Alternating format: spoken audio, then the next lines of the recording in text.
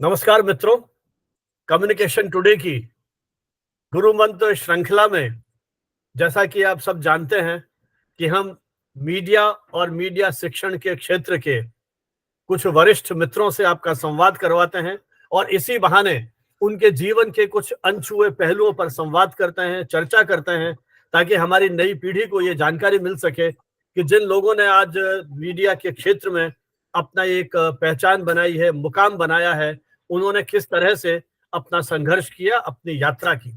तो आइए आज हम आपकी मुलाकात कराते हैं प्रोफेसर उज्जवल चौधरी से। प्रोफेसर उज्जवल चौधरी एक बहुत डायनेमिक पर्सनैलिटी हैं, इतने सक्रिय हैं, देश दुनिया में लगभग 45 से अधिक देशों की आप यात्रा कर चुके हैं और आए दिन, क्योंकि मेरा इनसे लगभग 2 दशक का संवाद है, आए दिन कोई नई नई इनोवेटिव जिस तरह की प्लानिंग है, योजनाएं हैं, स्कीम्स है और विद्यार्थियों को अपडेट करने के लिए आप सतत समर्पित और प्रयत्नशील रहते हैं।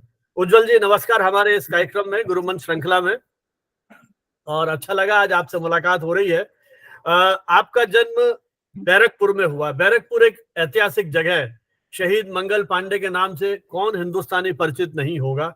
तो वो जो एक क्रांति की आग मंगल पांडे ने उस दौर में जलाई थी, वो आपकी भूमि है, जन्मभूमि, जहां आपको जन्म लेने का सौभाग्य मिला।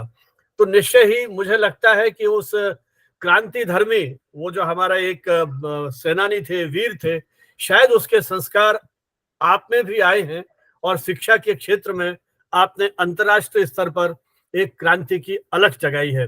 तो हम ये जानना चाहेंगे, आज आपने इतना कुछ पाया है, बहुत कुछ पाएंगे, लेकिन इस पीरियड में आप जब अपना पुराना दौर देखते हैं बचपन का, तो किस तरह की आपको कुछ यादें आती है, किस तरह से आप इमोशनल होते हैं? आपका जन्म हुआ, बचपन में कौन से स्कूल में पढ़े, पेरेंट्स की किस तरह से गाइडेंस मिली, है ना, वो क्या चुनौतियां थी, कौन सी भाषा में पढ़े, वो जिस तरह का एक दौर था, तो वो कुछ स्मृतियां यदि आप याद कर पा रहे हो तो हमारे साथ साझा कीजिए। बहुत जी धन्यवाद संजीव जी, बहुत धन्यवाद। आपकी ये श्रृंखला बड़ा ही रोचक है। मैंने एक जी दो इसका सुना है और अपने दोस्तों के बारे में बहुत कुछ जो नहीं जानता है, ऐसी चीजों को जानने मिला। बहुत ही जी इंटरेस्टिंग है। आपकी शुरुआती बात में दो छोटे छोटे चीज बता दूं। जैसा आपने कहा बहुत कुछ पाया है, अब बहुत कुछ पाएंगे, साथ में जोड़ दूंगा बहुत कुछ खोया भी है। जी तो जी वो बात भी सच है। और दूसरा आपने कहा कि करीबन 45 देश भ्रमण का सौभाग्य मिला। मैं बहुत सौभाग्यशाली हूँ। अभी तक 40 देश मैंने कंप्लीट किए हैं। लुक्सेमबर्ग जी मेरा आखिरी 40वां देश था। आगे तुर्की जा रहा हूँ, टर्की जिसको कहते हैं, तुर्की कहते हैं, जो भी जी बोले। जी तुर्की जा रहा हूँ मई महीना में। वो मेरा 41वां देश होगा। सो जी ये दो बातें कहते हुए आपने बचपन की याद दिला दी, बैरकपुर की याद दिला दी। बैरकपुर जैसा आपने कहा एक ऐतिहासिक जगह है। बैरकपुर एक कारण से, बंगाली के मन में एक और कारण से भी ऐतिहासिक जगह है।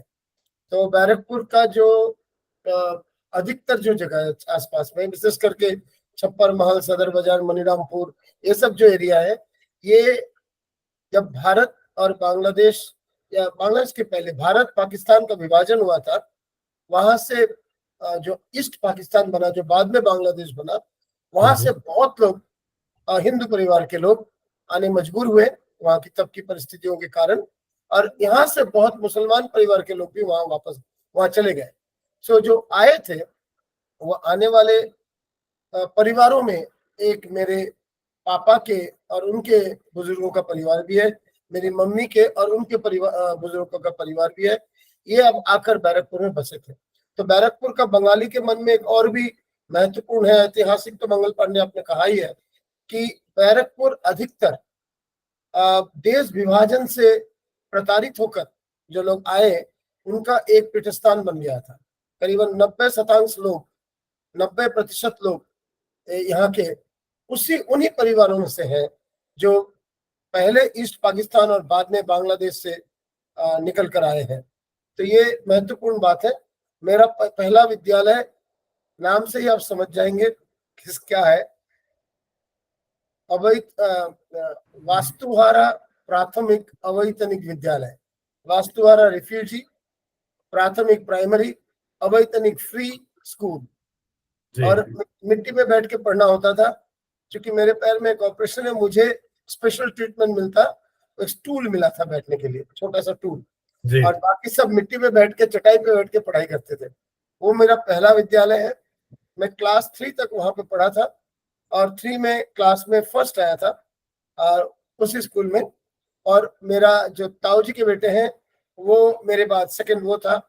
हम दोनों में एक यद्यपि वो में से 1 वर्ष बड़ा है, हम दोनों में एक फ्रेंडली कंपटीशन होता था, जो हमारे दिमाग में उस वक्त घुसाया गया था, जो सही नहीं है। कंपटीशन होना ही नहीं चाहिए, अगर जी हो रहा है तो अपने आप से होना है, किसी और से नहीं, वो अलग बात है। तो मैं उम्र 8 साल की उम्र की बात कर रहा हूँ, क्लास 3। तो उस वक्त मेरे छोटे भाई बहन, जो एक जन 6 था और एक 4 था, मैंने मेरे से 2 साल छोटा भाई और उससे 2 साल छोटी बहन, ये दोनों, पापा आर्मी में डॉक्टर थे और ग्रेफ में पोस्टेड थे, जनरल रिजर्व इंजीनियरिंग फोर्स, उसका मेडिकल यूनिट में पोस्टेड थे। तो वो अरुणाचल प्रदेश के अलाव में थे। मेरे मम्मी और दो भाई बहन वहीं उनके साथ थे। मैं ताऊ जी के घर रहता था और ताऊ जी का बेटा और मैं एक साथ पढ़ाई करता था। तो गर्मियों की छुट्टी थी, हमें ले लिया गया, लेके गया, मतलब वो लोग आए थे पहले, उनकी गर्मी छुट्टी पहले पड़ी थी, आए थे, और फिर मुझे लेकर चलो दिखाते हैं तुमको, वापस बाद में भेज देंगे करके ले गए। मतलब बात यह था कि मैं बांग्ला मीडियम का बच्चा हूँ, अंग्रेजी आती ही नहीं है, हिंदी तो आने की बात ही नहीं है उस वक्त। जी तो हम सिर्फ देखने को ले जा रहे हैं कि कितने महान स्कूल में मेरे भाई बहन पढ़ते हैं, कितने सुंदर शहर में माँ बाप रहते हैं, है? तो दिखाने के लिए ले गए थे। और बेसिकली मेरे भाई बहन का जो बड़ा मिजाज था, वो अंग्रेजी मीडियम के थे, हिंदी भी उनको आता था। तो बहुत सारे शब्द और बहुत सारे छोटी छोटी चीज मुझे नहीं मालूम था अंग्रेजी में, तो मेरे भाई बहन डांट के मुझे सिखाते थे। वो दोनों छोटे थे लेकिन सिखाते थे। और उसी तरह मुझे गाड़ी पे जब ले गया, उनके एक शब्द का अर्थ बताने के लिए मुझे चाय ला के दो, मुझे पानी ला के दो, तरह का ऑर्डर देते थे, और मैं मानता भी था। मेरे दिमाग में ये बैठा था कि ये लोग मेरे से बहुत आगे बढ़े हुए हैं, मतलब ये एनलाइटेंड, आई एम बैकवर्ड, इस तरह का एक मतलब सोच था। तो गए जब स्कूल में, जब ले गए हमें रामकृष्ण मिशन स्कूल, मुझे कहते हुए बहुत गर्व हो रहा है, उस वक्त जो प्रिंसिपल थे स्वामी गौतमानंद जी महाराज, वो अभी से 5 दिन पहले रामकृष्ण मिशन मठ और मिशन दुनिया भर के उसके प्रेसिडेंट, अध्यक्ष नियुक्त हुए हैं। तो आज 90 साल की उम्र में वो अध्यक्ष नियुक्त हुए हैं। मैं ये बात कह रहा हूँ, करीबन 36 साल पहले की बात कर रहा हूँ, ये थोड़ा उससे ज्यादा, करीबन 40 साल पहले की बात कर रहा हूँ। तो उस वक्त उनकी उम्र 50 के आसपास थी। तो वो जब देखे, छोटे भाई बहन से बात हुई, मम्मी पापा से बात हुई, फिर बाद में बोला ये लड़का कौन है। तो उन्हें लगा कि कोई रिश्तेदार या रिश्तेदार का कोई बच्चा होगा। मेरे चेहरे में भी वो स्मार्टनेस नहीं था और ड्रेस में भी उतना वो नहीं था। तो मम्मी बोला ये हमारा बड़ा बेटा है, वो रहता है बैरकपुर में, बंगाल में रहता है, बांग्ला मीडियम में पढ़ाई वढ़ाई करता है और ताऊ जी के साथ रहता है, ऐसा। तो इसको भी क्यों नहीं डाल देते? वो नहीं, उससे होगा नहीं, वो अभी 3 पास करके आए, मैं क्लास का टॉपर हूँ बांग्ला मीडियम में, पास करके आया, इससे होगा नहीं, अंग्रेजी नहीं आता, हिंदी कुछ नहीं आता। तो उन्होंने मुझे किताब दी, किताब सिंड्रेला की कहानी थी। सिंड्रेला की कहानी पढ़ने बोला था और मैं पढ़ने के लिए सिंड्रेला वर्ड ही नहीं बोल पाया। जो प्यूटी बट और प्यूटी पुट सीख कर आया है क्लास 3 में, उसे एक पूरी कहानी अगर पढ़ने बोला जाए तो मैं सिंड्रेला शब्द, बाकी शब्द थोड़ा बहुत बोला। तो उन्होंने बोला ये क्या पढ़ाई करके आया? तो मम्मी पापा ने, किसी ने बोला क्लास 3 पास करके आया। मेरे को पूछा कैसा रिजल्ट हुआ, मैं बहुत धीरे से बोला मैं क्लास में फर्स्ट आया हूँ, बांग्ला मीडियम में मैं फर्स्ट आया हूँ। तो मैं काम करो, क्लास में जब फर्स्ट आए हो तो 4 में बिठा देते हैं, फिर देखते हैं। मेरी 4 में दाखिला हो गई। मम्मी पापा इतना चाह नहीं रहे थे क्योंकि उनको नहीं समझ में आ रहा था कि मैं कर कैसा पाऊंगा। तो 4 में बिठा दिए और 4 में मैं पहला जो होता है, क्या क्वार्टरली एग्जाम होता है, फर्स्ट क्वार्टरली एग्जाम, त्रैमासिक अंक, मतलब गणित के अलावा बाकी सब में फेल किया। हिंदी में तो 2 या 3 था, 100 में 2 या 3 था हिंदी में, अक्षर ज्ञान भी नहीं थी, और केवल अंक में, मतलब गणित में 70-75 के ऊपर था। और जो दूसरे नंबर के हैं, मतलब स्वामी जी लोगों में भी हायरार्की होती है, जो दूसरे नंबर के थे, सेक्रेटरी महाराज के बाद असिस्टेंट प्रिंसिपल स्वामी सुवीरानंद जी थे। तब वो सफेद कपड़े वाले जो ब्रह्मचारी थे, अभी स्वामी जी हो गए। अब सुवीरानंद जी जनरल सेक्रेटरी है रामकृष्ण मठ मिशन के। तो मुझे जो बचपन में 2 प्रिंसिपल मिले, आज रामकृष्ण मिशन और मठ, ये दुनिया भर में ये दोनों चलाते हैं। एनीवे, सुवीरानंद जी आए, मेरे हाथ पकड़े पकड़ के ले जाके क्लास 3 में बिठा दिए, आज से तुम्हारा ये नया क्लास है। 3 के बच्चे हंस रहे हैं कि 4 का कोई फेल करके आया हुआ है। मेरी हालत खराब है, नाक कटी हुई है। वो मेरी यात्रा है, जिंदगी का वो यात्रा है। लेकिन आज खड़ा होकर, आज 58 साल उम्र, आज खड़ा होकर वो यात्रा नहीं होती तो मैं आज यहाँ नहीं होता। वो अलग बात है, वो बाद में चर्चा करेंगे। लेकिन मेरी जिंदगी की शुरुआत वो है कि मैं बैरकपुर के फ्री रेफ्यूजी प्राइमरी स्कूल से रामकृष्ण मिशन में एक्सीडेंटली अरुणाचल प्रदेश में पहुंच गया। आपकी आवाज नहीं आ रही है। हाँ उज्जवल जी, आप बंगाली भाषा से आपने पढ़ाई शुरू की, स्कूलिंग, और फिर रामकृष्ण मिशन में गए। तो मुझे तो ये लगता है कि जिस तरह का आपका आगे का जीवन चला, तो रामकृष्ण मिशन के कारण स्वामी विवेकानंद का भी प्रभाव निश्चित रूप से आपके पूरे विचारों में और उन पर पड़ा होगा। तो ये जो आपने प्राइमरी की पढ़ाई की और जैसा आपने बताया कि वो सारे चैलेंजेस थे, तो एक तो चैलेंज मुझे लगता है कि एक छोटा सा बालक जिसको ताऊ जी के यहाँ रह करके पढ़ने का अवसर मिला और माता पिता का जो एक वात्सल्य भाव शुरू में होना चाहिए, उससे शायद कुछ सीमा तक आप वंचित रहे। तो कभी उस बालक उज्जवल के मन में ये फील नहीं आया कि मैं भी अपने और भाई बहन की तरह अरुणाचल या जहां भी आपके पिताजी खुद डॉक्टर थे उनके साथ रह करके पढ़ूं? उस तरह की फीलिंग कभी हुई नहीं हुई? वो इस पहली बार जब मैं गया था, तब जाने के पहले मैंने रोना धोना किया था कि मुझे ले जाओ, मुझे देखना है। ठीक है, मेरे द्वारा होगा नहीं वहां पढ़ाई, तो मैं वापस आ जाऊंगा। पढ़ाई के लिए नहीं, मुझे देखने के लिए ले जाओ, किसी के हाथ में भेज देना। तो 3 महीने के लिए ले गया था मेरे को, और किसके साथ वापस आना वो भी ठीक था जब गए थे। लेकिन कहानी बदल गई। वहां जाके तो हम बैठ गए, मैं घुसपैठिया हो गए, अरुणाचल में घुसपैठिया हो गए। तो मम्मी पापा के परिवार, मतलब उनकी शादी बंगाल में हुई है, लेकिन उनके परिवार तो घुसपैठिया होकर भारत में आए थे, उस वक्त के भारत।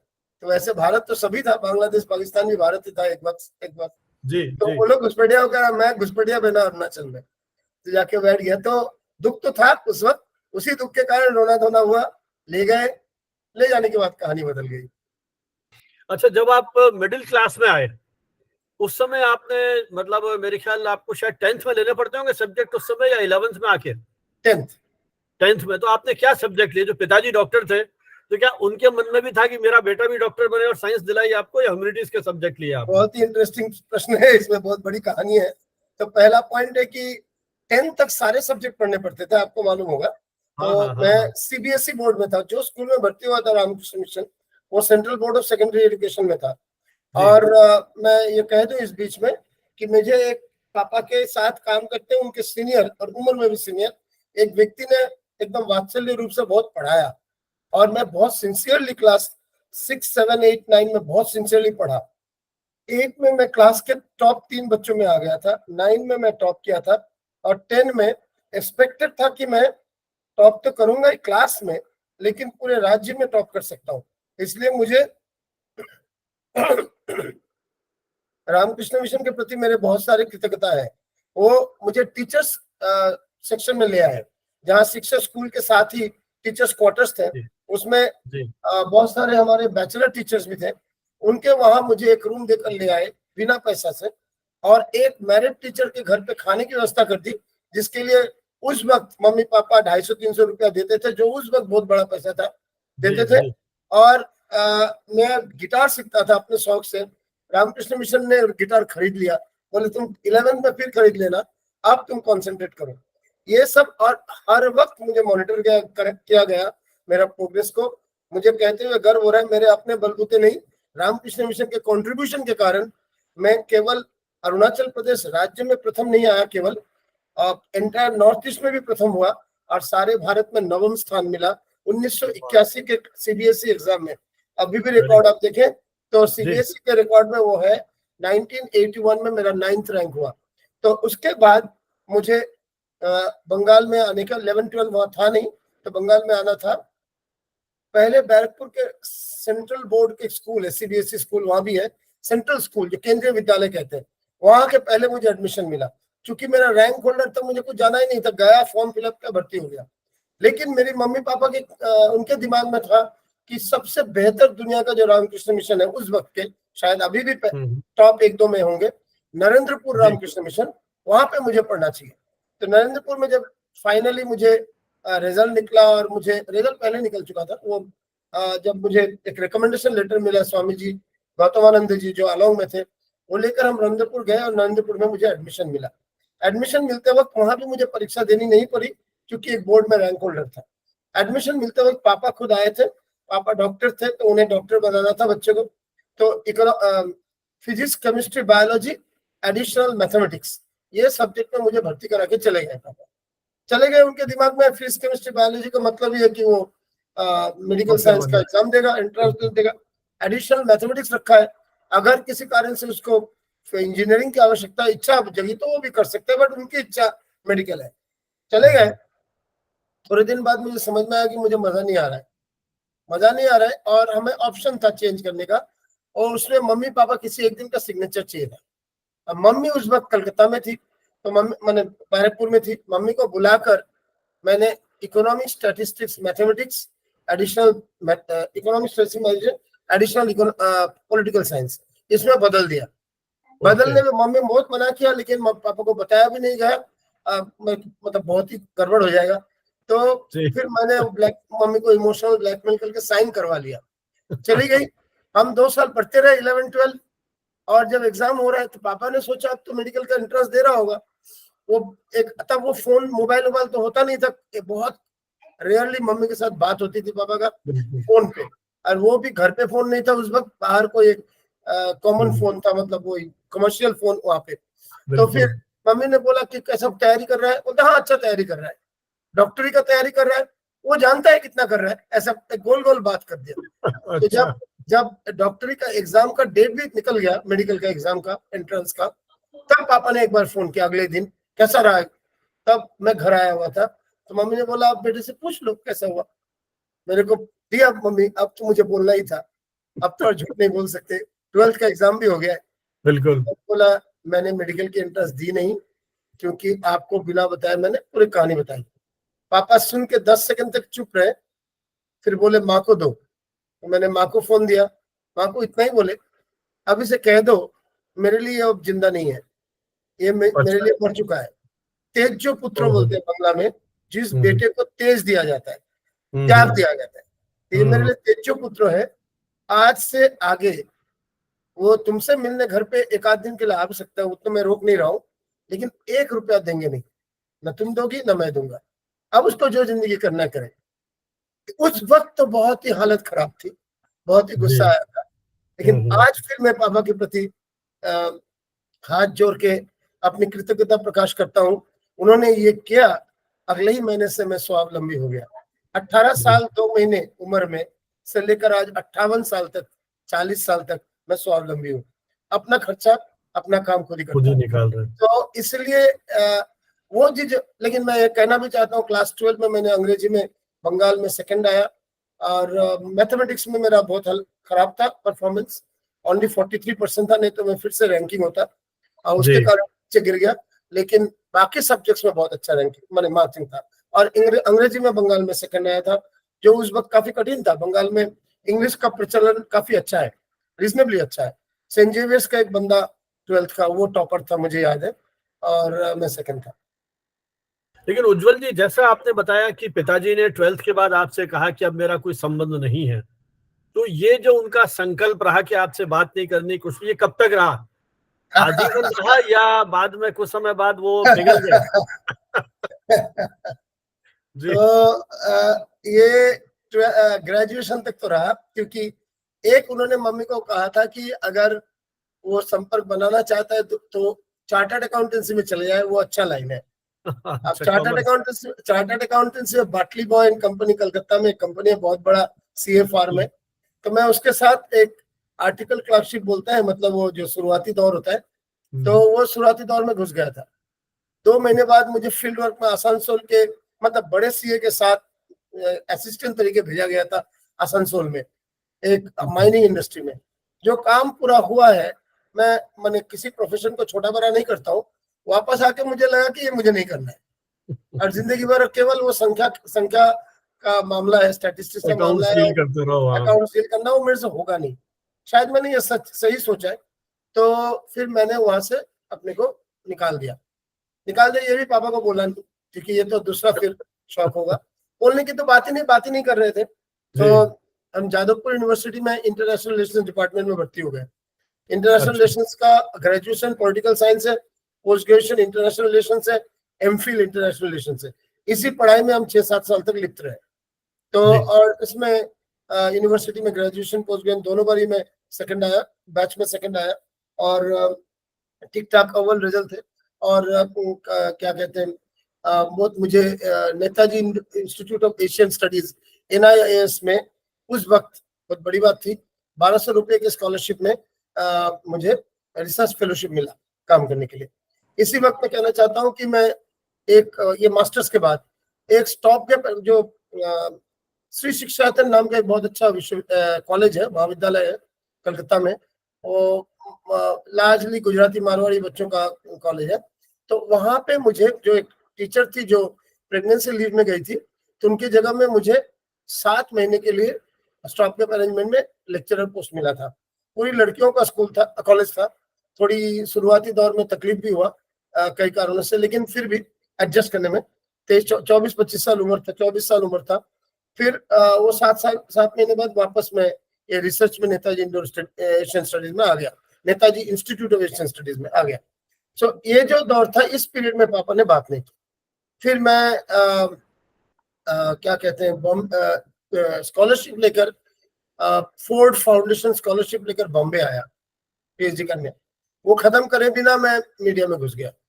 मीडिया में घुस के ब्लिट्स बोल के एक अखबार, आपको याद होगा, वीकली था। नहीं उज्जवल जी, मीडिया में आने के पहले थोड़ा सा मैं फिर पीछे ले जाऊंगा आपको। जब आपने साइंस छोड़ के ह्यूमैनिटीज के सब्जेक्ट लेना तय किया, उस समय आपके मन में क्या द्वंद्व चल रहा था कि मैं ये सब्जेक्ट लेकर के, कहा मीडिया की ही बात सोची थी या टीचिंग में जाने का? नहीं सोची थी जी। तो आइदर UPSC एग्जाम देके IAS, WBCS, एक स्टेट लेवल में WBCS था और सेंट्रल UPSC का IAS था। ये दो में से एक में जाना है, या फिर मतलब सोशल साइंस का टीचर बनना है।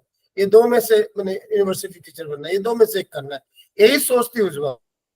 अच्छा। कुछ हद तक उस समय के वामपंथी राजनीति के साथ भी संपर्क हुआ था। मैं ये जो सरकारी वामपंथी जो वेल नोन है, CPM CPI, उसकी बात नहीं कर रहा हूँ। उसके बाद भी बहुत सारे फोर्सेस हैं। उसमें एक फोर्स SUCI है, socialist unity centre of India, उनके साथ पहचान हुई थी, थोड़ा बहुत उनके साथ चर्चा हुई थी।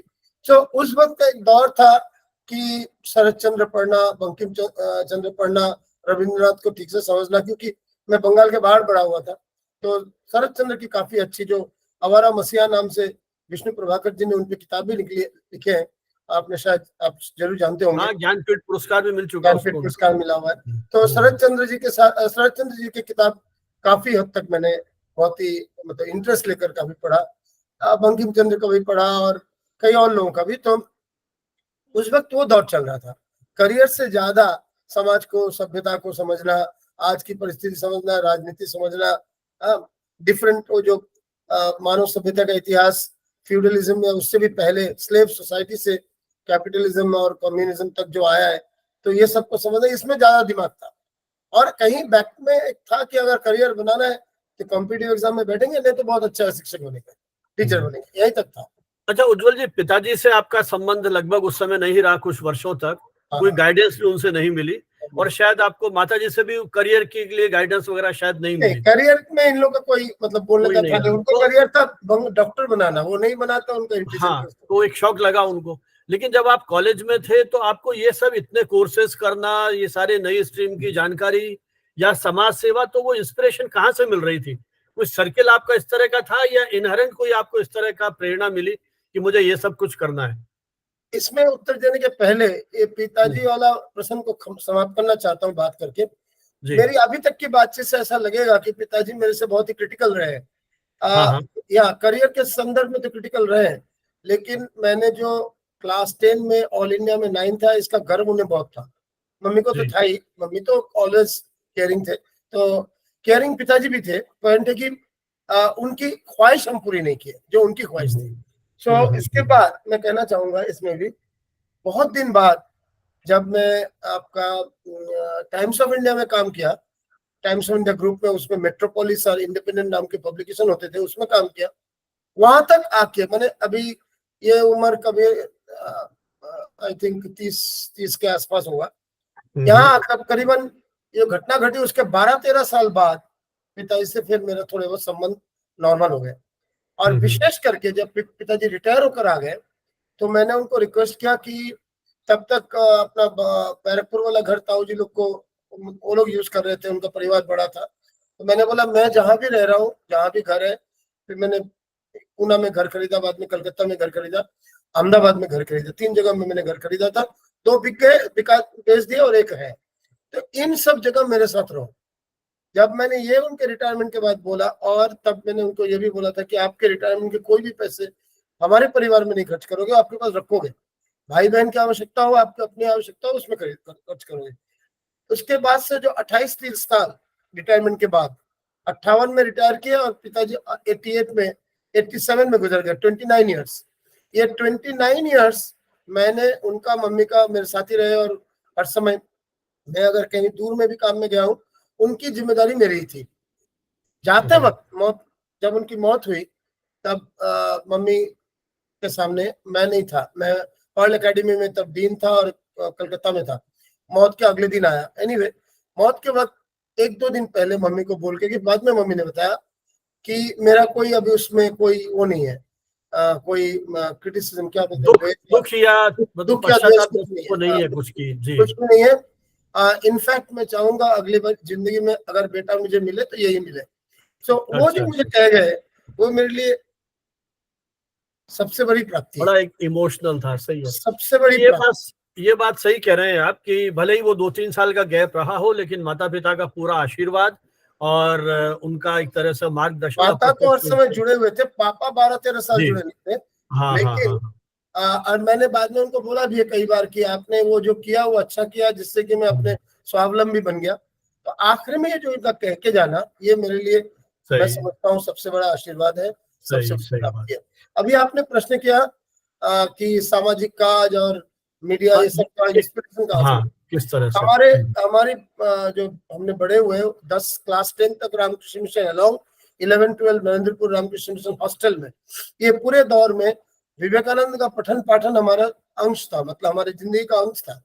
तो खंडन भवबंधन बोलना या मतलब वो प्रेयर रोज करना, कॉल टू द नेशन पढ़ना, complete works of Vivekananda 8 volumes के अधिकांश पोर्शन को पढ़ना, कर्मयोग पे मेरे को ज्यादा इंटरेस्ट था तो कर्मयोग को ज्यादा पढ़ना, कर्मयोग पे जो उनका लिखा हुआ था, आप जानते हो ज्ञान योग, राजयोग, भक्ति योग, कर्मयोग, सबके ऊपर उन्होंने लिखा है, सबके सामने पे। तो द्वैतवाद अद्वैतवाद लेकर जो उन्होंने अपना मत प्रकाश किया और कर्मयोग के बारे में जो लिखा, इससे मैं विशेष करके कर्मयोग से मैं बहुत ही इंस्पायर्ड रहा हूँ। तो ये बचपन से ही था कि कभी ना कभी समाज जिंदगी में कंप्लीटली सामाजिक काम में लिप्त होना है। लेकिन जो होता है करियर के दौर में चलते हुए और एक काम से दूसरा काम बनते हुए वो मौका नहीं मिला जो अभी मुझे मौका मिला है। और मैं अभी सुंदरबन के स्कूल को आप कह सकते हो गोद लिया है, और मैं खुद और मेरे बहुत सारे मित्र छोटे छोटे कंट्रीब्यूशन के माध्यम से स्कूल चल रहा है। अब इसके आगे हम एक कश्मीर का एक हैंडीकैप चिल्ड्रन का स्कूल और एक नोमैडिक ट्राइब जो जनजाति होती है जो एक जगह नहीं रहती है, नोमैडिक ट्राइब, उनके बच्चों का स्कूल है पूना, रूरल पूना में। ये 2 स्कूल भी लेंगे जिससे कि भारत के 3 अलग अलग दिशा अंश में, नॉर्थ वेस्ट और ईस्ट में बन जाए। कभी मौका मिले तो साउथ में भी कुछ करेंगे। तो ये एक काम मैंने सिंसियरली लिया है। आज 3रा साल है मम्मी की मौत के बाद से ये कर रहा हूँ। तो ये एक इंस्पिरेशन मेरा रामकृष्ण मिशन से ही है, पहली बात। दूसरी बात, राजनीति के प्रति मेरा एक आकर्षण होते हुए भी राजनीति मैंने ज्वाइन नहीं किया कंप्लीटली, क्योंकि उसका एनालिसिस, उसका समझ, उसमें चर्चा करना अच्छा लगता है। लिखा भी है 1000 से ज्यादा लेख मैंने पॉलिटिकल इश्यूज पे लिखा भी है। कई अखबार में, एक वक्त 16 अखबार और पोर्टल में लेख निकलते थे, अभी भी कम से कम 4-5 में निकलता है, इरेगुलर हो गया हूँ फिर भी। लेकिन राजनीति में ज्वाइन पूरी तरह करने का उतना बड़ा इंस्पिरेशन कभी नहीं मिला। और मीडिया में रहने का जो है वो एक्सीडेंटल बोलिए या इंसिडेंटल बोलिए, और रूसी नहीं, मैं फिर बीच में टोकूंगा उज्जवल जी। आपने कहा कि मास्टर्स करते समय आपको टीचिंग का असाइनमेंट मिला था, और शायद मेरी मुलाकात आपसे पहली तो अलीगढ़ किसी कॉन्फ्रेंस में हुई थी, उसके बाद आप सिम्बोसिस में, तब मैं आपके पास आया था, और उसके बाद मैंने कई मंचों पर आपको सुना है। जिस धारा प्रवाह तरीके से आप विषय का प्रतिपादन करते हैं, विश्लेषण करते हैं, तो एक रिसर्चर के रूप में, एक टीचर के रूप में जो आपका एनालिटिकल पावर है, उसको मैंने बहुत निकटता से देखा और महसूस किया है। तो जो एक टीचिंग में, चाहे आपको स्टॉप गेप अरेंजमेंट के लिए मिला, तो उसमें करियर आगे क्यों नहीं सोचा आपने, और फिर बाद में मीडिया में एंट्री का ख्याल सबसे पहले कब आया आप? मीडिया में सबसे पहला काम तो फ्रीलांसिंग से शुरू हुआ था। सो जी। जब मैं कितने वर्ष के थे आप जब पहला हाँ, आपका आर्टिकल छपा? जी राइट राइट राइट, वो अच्छा जी प्रश्न है। मैं 21 साल, 23, 24 और 25 साल उम्र में कंप्लीट करके, क्या कहते हैं इसको, एमए एमफिल तक कंप्लीट करके यहाँ पे आया, क्या कहते हैं, बॉम्बे यूनिवर्सिटी के कॉमनवेल्थ स्कॉलरशिप में, Ford foundation scholarship, not Commonwealth, Ford foundation scholarship में बॉम्बे यूनिवर्सिटी में पढ़ने आया, पीएचडी के लिए आया था। और वो मैंने पहले ही बताया, पीएचडी कंप्लीट किए बिना मीडिया का ऑप्शन आया, मैं यहाँ घुस गया। सो मीडिया ही जो यहाँ घुसा, वो ब्लिट्स में पहले घुसा था, फुल टाइम तरीके से। तो अच्छा। इस ये एक्सीडेंटल है, मुझे कंप्लीट करना चाहिए था पीएचडी। मैं आज मानता हूँ कि मुझे उसी वक्त कर लेना चाहिए था। तो पीएचडी करके जो कुछ भी हो सकता है करियर में, वो सारे कुछ हुए हैं, लेकिन पीएचडी कंप्लीट नहीं किया। तो कर लिया होता तो, मतलब मम्मी जब गुजर गई कोविड के टाइम 2020 21 नवंबर को, तो जो 4 चीज मुझे बोलकर गई, उनमें से एक ये था कि आप पीएचडी जरूर खत्म करना। तो इतने दिन बाद 2020 में वो बोली, खत्म भी कर रहे हैं, लेकिन पॉइंट है कि इतने सारे काम में इन्वॉल्व रहे कि वो उस पर फोकस नहीं किया, और फोकस कंपैरेटिवली था भी कम, मानता हूं मैं। तो एनालिटिकल पावर डेवलप किया जर्नलिज्म से, क्योंकि मैं ब्लिट्स में गया, फिर टाइम्स ऑफ इंडिया, फिर जी न्यूज, फिर बिजनेस इंडिया, 4-5 अखबारों चैनल में काम किया है। और ये जो suitability across all types of media, अभी मैं एडिन बॉक्स नाम का एक एजुकेशन पोर्टल का भी एडिट करता हूँ along with my regular university work. So चाहे ऑनलाइन हो, चाहे इन प्रिंट हो, या ऑन इलेक्ट्रॉनिक मीडिया हो, तीनों लेवल में काम करने का जो मौका हुआ, इससे काफी फ्लेक्सिबिलिटी आ गई। एक बात को मैंने ट्वीट के आकार में बोलने से लेकर, एक बात को 2000 शब्दों में बोलना, एक बात को 3 मिनट के वीडियो में बोलना, हर तरह का एक्सपीरियंस हो गया। तो इसके कारण एक एनालिटिकल पावर हुआ है। लेकिन आप जिस तरह से एकेडमिक रिसर्च समझते हो, जो मतलब कोट्स और रेफरेंस और साइटेशंस के बेस पे होता है, वो वाला मेरा इंटरेस्ट इतना नहीं है, फ्रैंकली बताऊं तो इसलिए मैं एक्चुअली आज भी अपने आप को प्रैक्टिशनर एकेडमिक मानता हूँ, प्योर एकेडमिक नहीं, प्रैक्टिशनर एकेडमिक। हाँ, मीडिया एजुकेशन के क्षेत्र में बहुत सारे आइडियाज को लाने की कोशिश की, वो आगे बात करेंगे, लेकिन मेरा एनालिटिकल रहा from a journalistic point of view, analytical रहा from a communication point of view, communicator point of view. जो टिपिकल एकेडमिक रिसर्च है, उसकी महत्व है, मैं उसकी महत्व नहीं है ऐसा कभी भी नहीं कह रहा हूँ, बहुत महत्व है, लेकिन वो मेरा इंक्लिनेशन नहीं रहा है। हमारे कंटेम्पोररी बहुत सारे दोस्त हैं जिनका बहुत अच्छा रिसर्च ओरिएंटेशन है। हम लोग, हमारे बहुत सारे दोस्त हैं, आप सबको जानते भी हो, जी जी, मैथिली मैडम है, उमाशंकर है, कई लोग हैं जिनका अपना बहुत ही एक अच्छा अपना कुलविंद रेहान है, कई लोग हैं जिनका काफी रिसर्च ओरिएंटेड माइंड है। अपना यंग दोस्त रूबल कनौजिया है, बहुत लोग हैं जो इस तरह का रिसर्च करते हैं। लेकिन मेरा इंक्लिनेशन रहा है ज्यादातर एनालिटिकल वो करना, और एनालिटिकल थोड़ा जर्नलिस्टिक अप्रोच से करना। उसकी सुविधा भी है, मास स्केल में जाता है, उसकी असुविधा भी है कि आप डेप्थ में बहुत ज्यादा नहीं जाते हो। तो दोनों सुविधा असुविधा दोनों ही है उसकी। जी। अच्छा उज्जवल जी, आपने देश के टॉप न्यूज़पेपर्स और मीडिया जो चैनल्स हैं उनमें काम किया, और सभी तरह का काम किया, आपने इंटरव्यूज भी दिए, इंटरव्यूज भी लिए, और बहुत लिखा भी है। तो निश्चित रूप से वो जो एक कहना चाहिए कि आपको पूरे देश में और देश के बाहर भी इन सारे आपके लेखन से एक अच्छी पहचान भी मिली। फिर आप टीचिंग की और कैसे जाते हैं? फिर जैसा बहुत सारे इंस्टीट्यूशंस में आपने काम किया, बहुत लंबी सूची है, सिम्बोसिस से लेकर के, और हैदराबाद में रामोजी राव की बात करें, बॉम्बे में वेस्लिंग वुड्स की बात करें, पर्ल एकेडमी का आप जिक्र कर रहे थे, बहुत सारे इसके देश के और बल्कि देश के बाहर भी, बांग्लादेश में रहे, नेपाल में रहे, बहुत लंबी पारी आपने अलग अलग जो इंस्टीट्यूशंस को लीड करने में आपने अपना जो इनिंग है वहां भी खेली।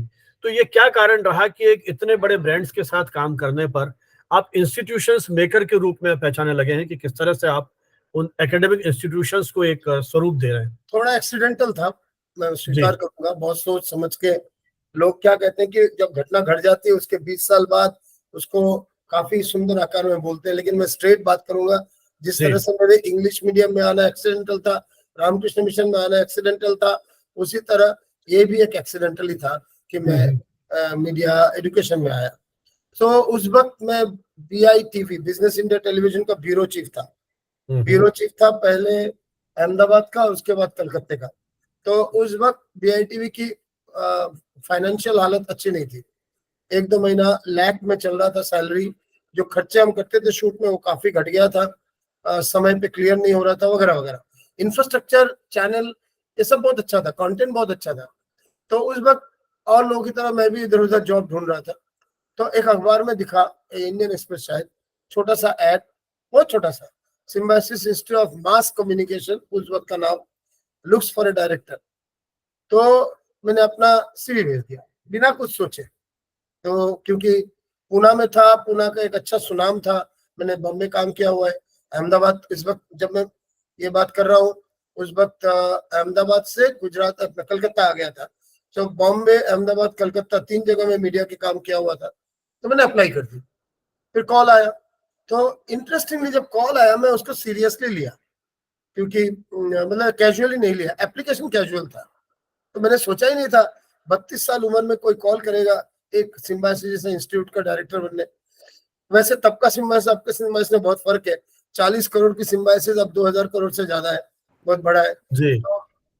तो मैं गया था पूना, एक दोस्त के घर पे रहा, पैसे भी कम थे, दोस्त के घर पे रहा, और सुबह का ब्रेकफास्ट खा के सिम्बायोसिस के वो नीचे NCC कैंटीन था, पुराना सिम्बायोसिस जो सेनापति बापट रोड में, जो पुराने लोग अगर कोई सुन रहे होंगे तो उन्हें अच्छी तरह मालूम है। मैं वहीं आया था मैं आपसे, आप भी जहाँ आए आज थे, लक्ष्मण एक की बार आए स्टैचू थे, लगी हुई थी बाहर। जी। एग्जैक्टली आप आए जी। थे। तो वो बिल्डिंग के नीचे, बाहर जाके नीचे एक NCC कैंटीन था। सारे बच्चे NCC कैंटीन में आके सिगरेट फूकते थे और चाय पानी पीते थे और खाना वाना खाते थे, और जिनको मोटर गश्ती करना सारा दिन वहीं बैठे रहते थे। तो वहां जाके मैं बैठा जानने के लिए, तो देखा अगले टेबल पे symbiosis, SIMC symbiosis institute of mass communication के कुछ बच्चे बैठे हैं। सॉरी, उस समय मास कम्युनिकेशन नहीं था, SIJC, symbiosis of journalism and communication. तो मास कम्युनिकेशन मैंने किया, बाद में वो अलग कहानी है। सो SIJC में के बच्चे बैठे और बहुत धड़ल्ले से इंस्टीट्यूट को गाली दे रहे हैं। उसके जो डायरेक्टर ने रिजाइन किया हुआ था, विश्वनाथ महेंद्रकर, वैसे बहुत ही बुजुर्ग व्यक्ति हैं, बॉम्बे दूरदर्शन में डायरेक्टर भी थे। सो वो रिजाइन किए हुए थे कुछ कंट्रोवर्सी के बाद। तो ये सब उनको भी गाली दे रहे थे इंस्टीट्यूट को, ये सब बोल रहे थे। तो मैं जाके उनसे बात की कि मुझे थोड़ा जानना है, मेरी छोटी बहन को यहाँ भर्ती करना है, तो कैसा चल रहा है। कभी नहीं, भर्ती मत करना वगैरह बोले। फिर उन्होंने, मैंने बोला प्रॉब्लम क्या है। तो 8-10 बच्चे इस तरह से बात किए, मुझे 1 घंटे में, 1.5 घंटे में उस इंस्टीट्यूट में 10-12 प्रॉब्लम मिल गया। और वो प्रॉब्लम के अगेंस्ट में क्या कर सकते हैं अगर कोई नया डायरेक्टर आता है। सोल्यूशन भी आपने ढूंढ लिया। रात को मैंने सोच के मैंने 7 पेज का नोट टाइप किया। मुझे एक ब्रदर टाइपराइटर था, छोटा वाला, कंप्यूटर नहीं था उस वक्त, तो ब्रदर टाइपराइटर में टाइप किया फिजिकली। एक बार हाथ में लिखा, फिर बाद में टाइप किया। तो वो एक 7 पेज का एक नोट बना, 11 पॉइंट्स थे मुझे याद है, जिसका पहला पॉइंट था कि इस इंस्टीट्यूट का नाम का जो बोर्ड है वो फेंक देने, निकाल देना है, निकाल के इस नाम को SIMC सिम्बायोसिस में मास कम्युनिकेशन करना है। एनीवे, उसी के आपसे हमारी बहुत अच्छी दोस्ती फुटप्रिंट्स के वक्त हुआ। फुटप्रिंट्स में आइडिया उधर ही था, उसमें 11 में से एक आइडिया होता। तो ये एनीवे, जब अगला दिन इंटरव्यू हुआ, इंटरव्यू में मेरे से यंगर एक कैंडिडेट थे, बाकी सब मेरे से बुजुर्ग थे, बड़े थे, बहुत बड़े बड़े जर्नलिस्ट थे उस वक्त के। नाम नहीं ले रहा हूँ, वो 1-2 याद भी है लेकिन नाम नहीं ले रहा हूँ। और वहां इंटरव्यू बोर्ड में TN शेषन थे, आप सोचो, और दिलीप पड़गांवकर थे। अच्छा। मुजुमदार सर तो थे ही, जो अपने फाउंडर है, बहुत ही पिताजी के बाद उनको रिस्पेक्ट करता हूँ जिंदगी में, उनके कारण भी बहुत मैंने आगे बढ़ा है। सो मतलब वो स्वामी गौतमानंद जी, सुवीरानंद जी, मेरे पिताजी, और ये डॉक्टर SB मुजुमदार, ये चार व्यक्ति चारों पिता समान है। इन लोगों का इन्फ्लुएंस जिंदगी में बहुत ही तगड़ा रहा है, तगड़ा है। वैसे बाद में और भी यंगर लोग से भी मेरी मुलाकात हुई, जैसे डॉक्टर सबूर खान है, डैफोडिल यूनिवर्सिटी के फाउंडर, उनका भी बहुत इन्फ्लुएंस रहा है। बट ये चार पिता समान व्यक्तियों का काफी रहा है। तो वो भी थे, और लोग भी, कुछ लोग थे। तो उस इंटरव्यू में मुझे पूछा गया कि आप बहुत यंग हो, अगर आप 32 साल उम्र थी, अगर आपको डायरेक्टर बनाया जाए, आप इसको हैंडल कर पाओगे? इसमें आप क्या क्या परिवर्तन लाओगे या क्या करोगे? परिवर्तन नहीं बोले, क्या करोगे? तो मैंने 7 पेज का नोट निकाला, जिसको मैंने 8-9 कॉपी बना के लाया था। उतने लोग थे नहीं बोर्ड में, सबके हाथ में एक कॉपी दिया, ये मैं करूंगा, ये मैंने सोच कर। और उन्होंने बोला कि अच्छा, ऐसा तो किसने किया नहीं, अच्छा बताओ, इसको इतना पढ़ने में टाइम लगेगा, तो मुझे आप 11 मिनट चाहिए। मैंने 11 सजेशन दिए। तो बोलते ठीक है, तुम 12 मिनट बोलो। तो वो जो मैंने बात की, वो मैं अभी तक जिंदगी का परिवर्तन में, करियर परिवर्तन में, वो बहुत बड़ा, वो वाला 12 मिनट बहुत महत्वपूर्ण है। मैं ये कहना चाहूंगा कि जिंदगी में आदमी, जब कोई बड़े परिवर्तन होते हैं, वो 2-4 मिनट, 1-2 घंटे, 1-2 दिन में ही होते हैं, लेकिन उसकी तैयारी बहुत होती है पीछे। तो आपको सबको अपॉर्चुनिटी मिलता है कुछ ना कुछ। वैसे हो सकता है किसी के बहुत दुर्भाग्यपूर्ण भी हो कभी, लेकिन सबको कुछ ना कुछ अपॉर्चुनिटी मिलता है। आप उस अपॉर्चुनिटी में कितने तैयार हो और कितना अपॉर्चुनिटी का मतलब सदव्यवहार कर पा रहे हो, उसके ऊपर डिपेंड करेगा। तो हमने जो 12 मिनट बोले, उसके बाद ही मुझे बीच में एक दिन पैराडाइम वर्ड का मतलब पूछा, मैं क्या बोलना चाहता हूँ पैराडाइम से। ऐसा 2-1 क्वेश्चन हुआ। जैसे पूरी बात खत्म हुई करीबन 20-22 मिनट के बाद, क्योंकि बीच के प्रश्न भी थे, तो तब मुजुमदार सर ने पूछा, कहाँ काम कर रहे हो? यहाँ। हमारे यहाँ ज्वाइन करने के लिए कितना वक्त लोगे और क्या सैलरी पे आओगे? तो मेरा सैलरी स्लिप था, 2 महीने पहले का सैलरी स्लिप था। वो सैलरी स्लिप देखकर मैं बताना चाहता हूँ, आज 18,000 रुपये का सैलरी था तो उस वक्त। तो ये 1998 तो अक्टूबर 16-17 तारीख 1998। तो मैंने वो स्लिप को देकर उनको बोला, मुजुमदार सर को, कि sir 1 rupee more than this, जो आखिरी सैलरी है उससे बहुत ही इम्प्रेस हुए थे। बाद में उन्होंने कहा कि मैं तुम्हारी इस बात से, सैलरी स्लिप देकर कोई बोले कि मुझे इससे 1 रुपये में ज्यादा दो। मैं ये भी कहना चाहूंगा, यद्यपि मेरा 18,000 था, उन्होंने 20,000 पे लिया, 2,000 रुपये ज्यादा दी, जो उस वक्त बहुत इंपॉर्टेंट था। 20,000 रुपए की सैलरी बहुत बड़ी बात थी। केवल वही नहीं, मेरा घर नहीं था पुणे में, तो उन्होंने BR Ambedkar memorial guest house में 4 महीना रखा। 4 महीने के अंदर मैंने घर देखा, जाके बोला मुझे घर मिल गया। तो बोला भाड़ा कितना है? बोला भाड़ा नहीं, वो मुझे खरीदना पड़ेगा। बोला अच्छा, कितने में? बोले 3 लाख रुपए में। छोटा घर था, 1 बेडरूम का। तो बोला अच्छी बात है, ले लो। तो वो आई एम सॉरी 9 लाख रुपए में, 9 लाख रुपए में। तो बोला ले लो। बोला नहीं, मेरे पास 40-50 हजार बैंक में है। तो वही उस वक्त उन्होंने 3 लाख रुपए मुझे बिना इंटरेस्ट का सैंक्शन किया था, और वो पैसा मेरे सैलरी से 3-3 हजार करके कई महीने तक कटता गया, जब तक वो पूरा कटा नहीं। आखिरी के दिन में, कुछ दिनों में मैंने खुद जाके बोला आप ज्यादा काटिए कि जल्दी कट जाए, तो फिर वो हो गया, मैंने वो तो कट गया। वो 3 लाख मैंने सीड कैपिटल दिया, और बैंक से सिम्बायोसिस की नौकरी दिखाकर 6 लाख मिल गए। तो मैंने उससे वो घर खरीदा। बाद में बहुत दिन बाद वो घर बेचा, लेकिन करीबन 21 लाख में बेचा बाद में। लेकिन वो 9 लाख का घर नहीं होता तो बहुत तकलीफ होती पूरा में, भाड़े पे रहना होता, कई तरह की चीज होती। तो ये एक्सीडेंटल था सिम्बायोसिस आना, लेकिन एप्लीकेशन एक्सीडेंटल था। सिलेक्शन का प्रोसेस में मैं कॉन्शियस था। वो तो फिर आपको पूरी मेहनत करनी पड़ी। मैं ये भी कहना चाहूंगा ऑन रिकॉर्ड, बाकी और लोगों की तरह 27-28 साल में असिस्टेंट लेक्चरर या असिस्टेंट प्रोफेसर तरीके ज्वाइन करता, तो मैं आज इस ओहदे पे नहीं आ सकता। जो भी ओहदा, कोई बड़ा कुछ नहीं है, लेकिन जो भी जहां भी हो, नहीं हो सकता। सिम्बायोसिस ने मेरे बातचीत के बेसिस पे, और जो भी बैकग्राउंड के बेसिस पे, और without academic background, completely professional background के बेसिस पे मुझे जो अपॉइंट किया एज डायरेक्टर ऑफ SIJC, वो मूल कारण है। उसके बाद मैंने मेहनत बहुत की, आप उसके साक्षी भी हैं, वो अलग बात है। लेकिन वो पोजीशनिंग मिला मुझे सारे देश में, नहीं तो आज की स्थिति नहीं बनती करियर ट्रैक में। नहीं, ये बात तो सही कह रहे हैं उज्जवल जी। आपका सिम्बायोसिस से जो पूरा आज तक का करियर है उसको मैंने बहुत निकटता से देखा है, क्योंकि आपसे लगातार मेरा संवाद होता रहा है अकादमिक गतिविधियों के माध्यम से। लेकिन एक चीज मैंने ये देखी है कि आपके स्विच ओवर बहुत है जॉब्स में।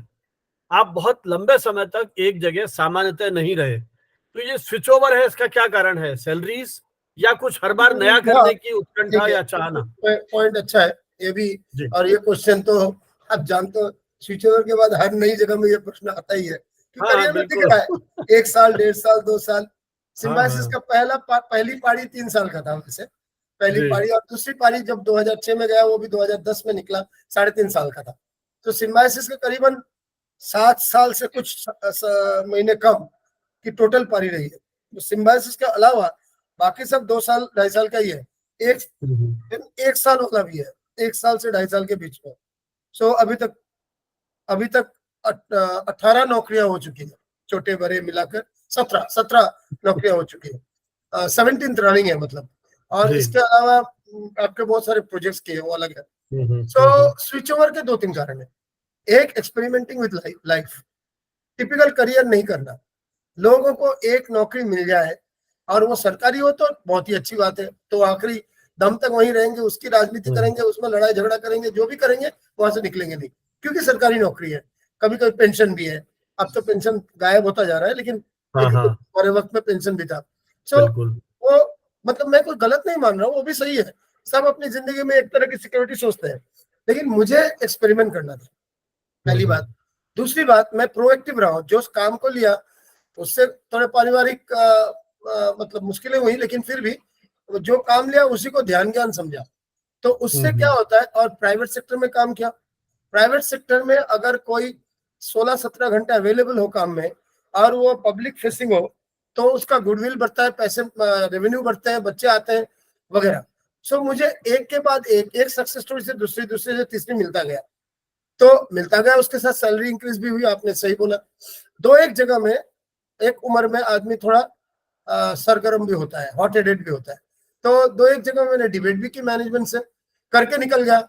ऐसे नहीं कि अगली नौकरी हाथ में लेके निकला, 2 महीना बैठे रहा, लेकिन बेटर नौकरी मिल गई। Better in the sense of organisation और सैलरी, दो में से कोई जी। एक। सो वो बनता गया तो निकल एक होता गया। सेकेंड पॉइंट है, मुझे हर समय ये इच्छा थी भारत भर में काम करेंगे, क्यों एक शहर में करेंगे। कोई गलती नहीं है, आदमी कोई भी एक शहर में रह सकता है, जिंदगी बिता सकता है, बाकी जगह घूमने जाए, वापस अपने घर आए। लेकिन बिल्कुल। मेरा एक सोच ही था पहले से कि मुझे भारत भर में काम करना है। मैं आज खुश हूं कि मैं पूना में सिम्बायोसिस के साथ काम किया, कलकत्ता में एनएसएचएम के साथ काम किया, एडमस विश्वविद्यालय के प्रो वाइस चांसलर बना। अभी भी मैं टेक्नो इंडिया के एक प्रोजेक्ट में एडवाइजर तरीके से हूँ। सो अहमदाबाद में मैं बिजनेस इंडिया टीवी के, बीआई टीवी के साथ काम किया। अहमदाबाद में जी न्यूज के साथ काम किया। तो गुजरात समाचार टीवी स्टार्ट करवाया अहमदाबाद में। सो अहमदाबाद का एक वो है, एसोसिएशन है। बैंगलोर में कॉमिक्स नाम की इंस्टीट्यूट शुरुआत करने के लिए कमिट्स गया था, वहां काम जी। किया। हैदराबाद में रामोजी फिल्म सिटी के साथ काम किया।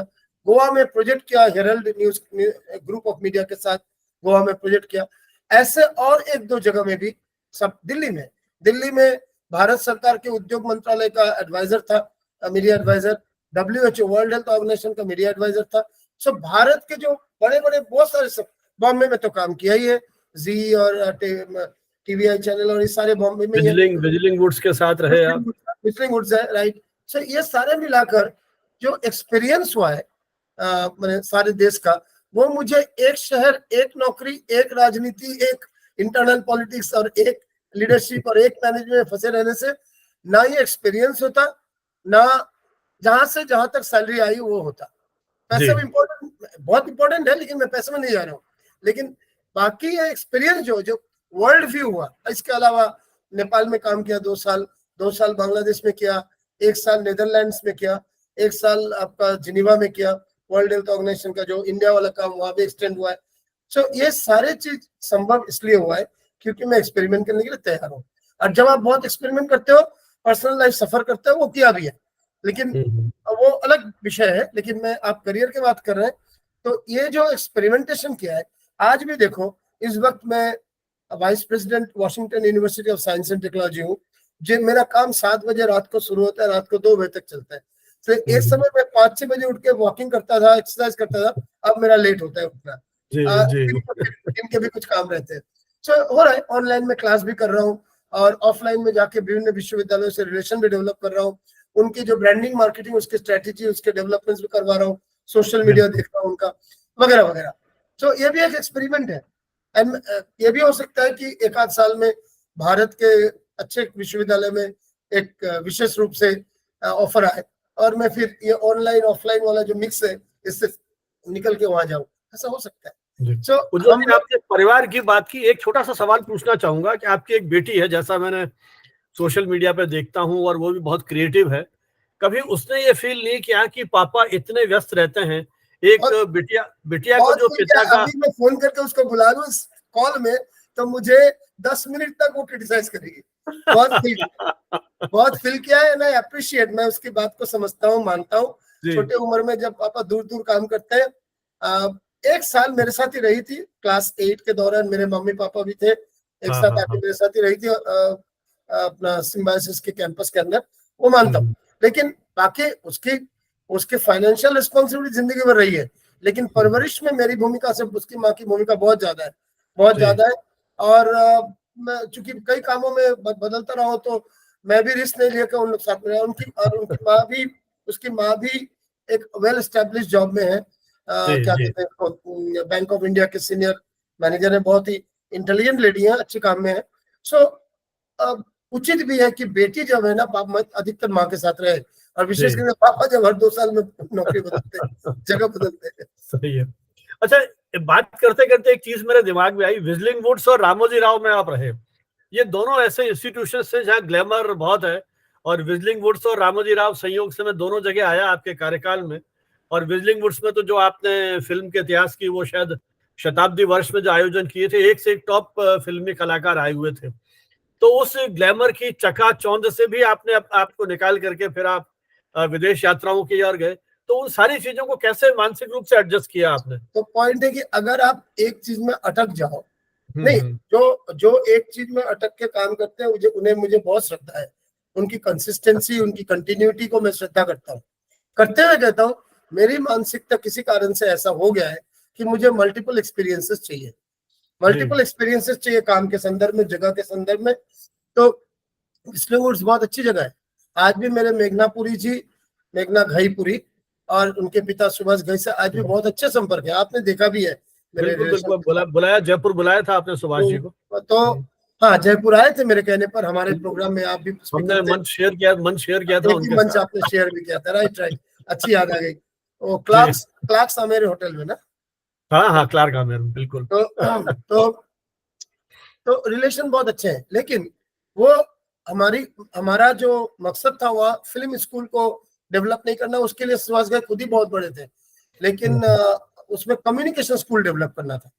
आज भी कम्युनिकेशन स्कूल ही सबसे बड़ा स्कूल है, वहाँ पे 3-4 स्कूल है, उसमें कम्युनिकेशन स्कूल ही सबसे बड़ा है।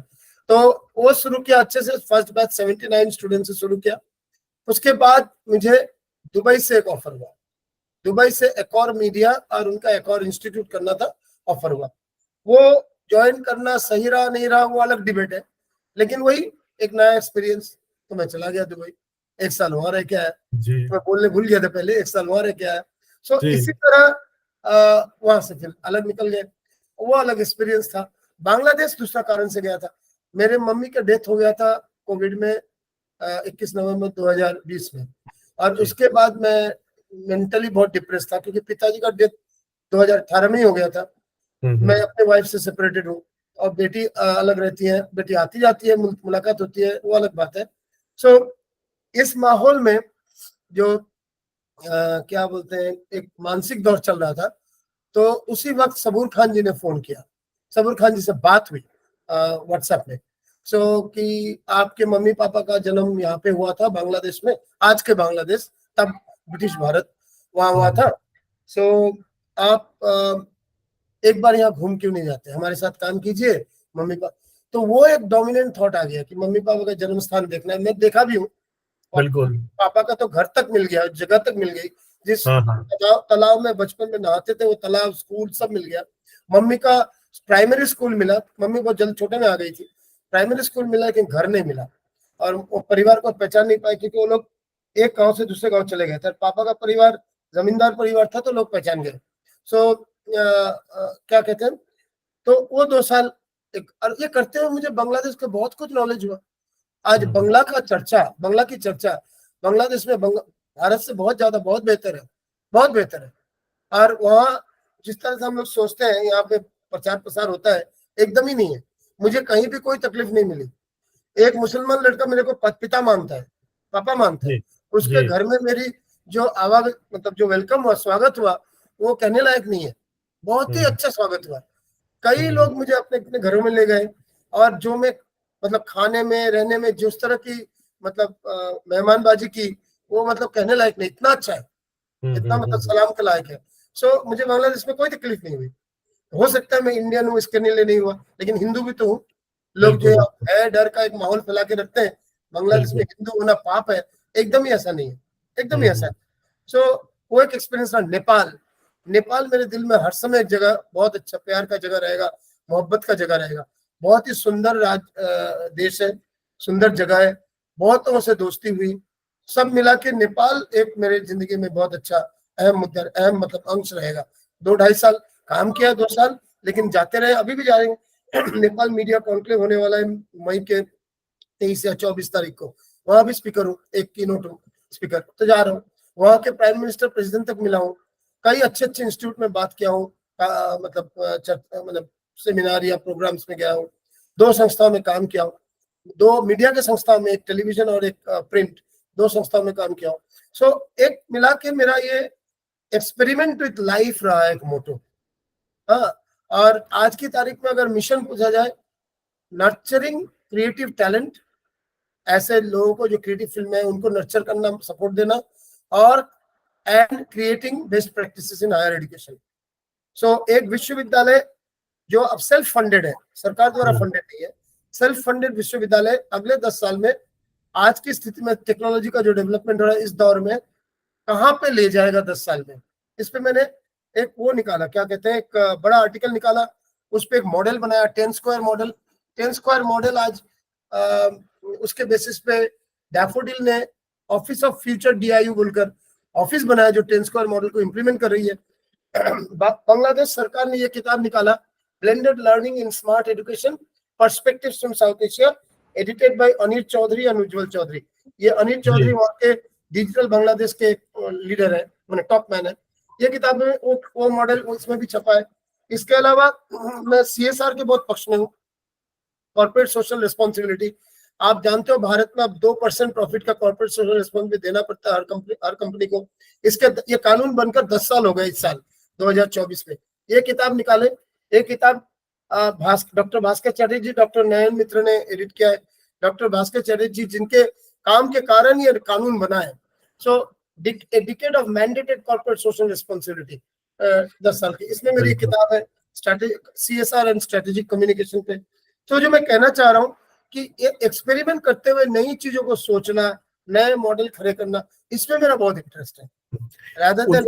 आपकी पूरी बात सुनकर के मुझे लगा कि आपकी पर्सनालिटी के, या जिस तरह से आपने एक्सपेरिमेंट किए, 3-4 महत्वपूर्ण पक्ष हैं।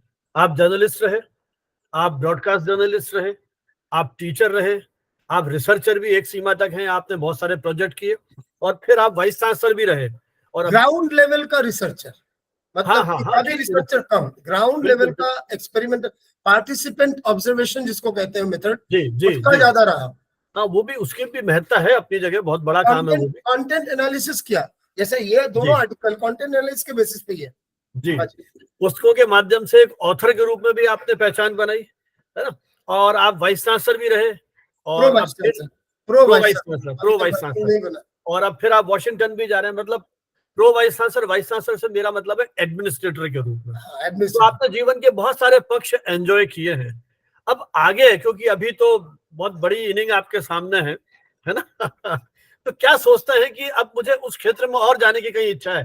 क्योंकि वॉशिंगटन मुझे लगता है, जैसा आपका पास्ट रहा है, 2-3 साल में आप फिर कहीं ना कहीं नई जगह जाएंगे ही, पहले भी हो सकता है, पहले भी हो सकता है। तो अब ऐसा क्या आपके मन में क्या कोई है, या समय का प्रवाह जहाँ ले जाएगा? देखो 58 साल उम्र है, 65 तक तो काम करना है, पहला पॉइंट है। 15 साल तो ही अभी। 65 साल तक काम करना है। जी, वैसे जी, भारत में आप वाइस चांसलर हो जाओ तो 70 तक काम कर सकते हो अगर जी, फिजिकली जी, फिट जी, फिजिकली फिट हो। जी, अमेरिका में ऐसे कानून नहीं है, आप किसी भी साल तक काम कर सकते हो। जी, अभी वॉशिंगटन यूनिवर्सिटी का अभी का काम मेरा रिमोट से ही हो रहा है। हम्म, भारत से, भारत के बाद जैसे अभी इंडोनेशिया घूम कर आया हूँ, अगला टर्की जा रहा हूँ, ये भी ऑफिशियल काम ही है। सो अभी रिमोट से ही होगा। और उन्होंने L1 वीजा की एप्लीकेशन की हुई है, वो कब मिलेगा हमें किसी को भी नहीं मालूम। सो ठीक है। ये ऑनलाइन वाला या रिमोट से 4 महीने या 6 महीने या 8 महीना मैं नहीं जानता आज की तारीख में। और ये चलते चलते अच्छा काम शुरू हुआ है, पढ़ाई भी हो रही है ऑनलाइन ऑनलाइन में। उन्होंने कहा उनके वहां पे साइंस टेक्नोलॉजी और मैनेजमेंट के बहुत अच्छे प्रोग्राम्स हैं, और मतलब भारतीय स्टूडेंट भी है और विदेशी सब मिला के 40 देशों के विद्यार्थी हैं, 40 नेशनलिटी के, बहुत अच्छा चल रहा है। तो लेकिन उसका ट्रेडिशनल मीडिया एजुकेशन नहीं है, ट्रेडिशनल डिजाइन एजुकेशन नहीं है। मुझे लेने का एक कारण ये भी है, एक कारण ये है कि उनके जो टॉप 10 लीडर है यूनिवर्सिटी में, वो अलग अलग, उसमें बांग्लादेशी है, टर्किश है, अमेरिकन है, चाइनीज है, जापानीज है, कोरियन है, कई देशों से है, लेकिन कोई भारतीय मूल का टॉप लीडरशिप में नहीं है। तो एक कारण वो था। दूसरा है मेरा बैकग्राउंड ज्यादातर मीडिया और कुछ हद तक डिजाइन रहा है, ज्यादातर मीडिया रहा है। सो वो भी उनके 2 अंडर ग्रेजुएट प्रोग्राम शुरू करेंगे, और वो उनके जो क्या कहते हैं एक्रेडिटेशन बोर्ड्स हैं, ACSSP ऐसे कुछ नाम है, तो उस बोर्ड से पास भी कराना है। तो उसमें उसकी तैयारी में कर रहा हूँ। ये मेरे लिए एक चैलेंज है। आज तक मैंने सिम्बायोसिस में सिलेबस बनाया, एडमस में सिलेबस बनाया, रॉयल एकेडमी में बनाया, विस्लिंग वुड्स में बनाया, एक आध और जगह में बनाया, लेकिन ये एक चैलेंज है कैसे मैं सिलेबस कुछ पेपर मैंने बांग्लादेश में बनाया, नेपाल में भी बनाया, लेकिन कैसे मैं अमेरिकन एक्रेडिटेशन बोर्ड से पास करा के उनके नॉर्म्स के बेसिस पे, जो काफी डिटेल्ड है, मैं एक 4 साल का under graduate course in media studies, under graduate course in design studies कैसे लॉन्च करूं। ये एक्सपेरिमेंट है, ये एक लड़ाई। तो ये इतना सरल नहीं है, यहाँ पे हमने 10 बार बना लिए मतलब हो जाएगा, ऑटोमेटिकली नहीं होगा, उसके अपने नॉर्म्स है अपने। बिल्कुल। तो ये मैं एक चैलेंज तरीके लेता हूँ, ये भी एक इंटरेस्ट है। इस काम का एक इंटरेस्टिंग पहलू ये है, जी, लोग देखते हैं कि कितने डॉलर मिल रहा है, तो भारतीय जो सैलरी था उससे तो ज्यादा मिल रहा है, सही है, पर लोग वही देखते हैं। मैं देखता हूँ रिमोट से एक विश्वविद्यालय का वाइस प्रेसिडेंट, अच्छा वहाँ वाइस प्रेसिडेंट मतलब प्रो वाइस चांसलर है, वाइस चांसलर प्रेसिडेंट है और चांसलर चेयरमैन है। तो एक प्रो वाइस चांसलर भारत का, वहाँ का वाइस प्रेसिडेंट, किस तरह से आप रिमोट से काम कर सकते हो। मुझे टारगेट दिया गया 50 अच्छे विश्वविद्यालय एशिया के, उनके साथ हमारी दोस्ती कराओ, हमारे MOU कराओ। अभी तो एक ही महीना हो रहा है, पहला ही महीना चल रहा है, 4-5 ऑलरेडी चालू हो गया प्रोसेस। इंडोनेशिया गया था, पूना गया था, अब टर्की जा रहा हूँ, नेपाल और बांग्लादेश जाएंगे इसके बाद। जो पहचान वाली जगह से पहले शुरू कर रहा हूँ, टर्की थोड़ा नया है पर बाकी पहचान वाली जगह से शुरू कर रहा हूँ। भारत में बहुत अच्छे विश्वविद्यालय। तो इसी तरह से जो मैं कहना चाह रहा हूँ, ये भी एक एक्सपेरिमेंट है। ये करते करते समझो अगर L1 मिल गया तो मैं चला भी गया, 1-2 साल चलते चलते हो सकता है भारतीय किसी विश्वविद्यालय में बड़े होते पे मिले और मुझे इंटरेस्ट हो, कि फाइनली दिल तो भारत में है, जी। भारत में ही रहेगा। उज्जवल जी, जिस तरह से आप काम कर रहे हैं और रोज नए नए प्रयोग कर रहे हैं, और आपने फिर ग्लोबल मीडिया एजुकेशन काउंसिल नाम से एक बड़ा संगठन बनाया जिसके बैनर पे वो आप भी सेमिनार्स बनाए, हम उसके साथ में, आप भी हैं। हाँ, साथ है, अपन सब लोग साथ ही, तो इसीलिए मैंने कहा ना, बहुत निकटता से आपको देख रहा हूँ। कभी कभी मुझे लगता है कि समय कब निकालते हैं आप, क्या सोते हैं तब भी यही चिंतन चलता रहता है, नींद में भी? 5 घंटा 6 घंटा तो सोते हैं, वो बात नहीं है, वो पॉइंट नहीं है। एक कारण ये भी है कि चूंकि अब तो मम्मी जाने के बाद तो पूरी तरह बस वो केयर टेकर के अलावा मैं अधिकतर अकेला ही रहता हूँ और अधिकतर ट्रैवल में रहता हूँ। सो बहुत लोगों से मुलाकात होती है और बहुत समय सोचने का भी और करने का भी मिलता तो है, और ऐसे कोई मतलब नेगेटिव आदत नहीं है, तो मतलब समय मिल जाता है काफी, उसमें काम करते रहते हैं, तो एक तरह से बन गया है।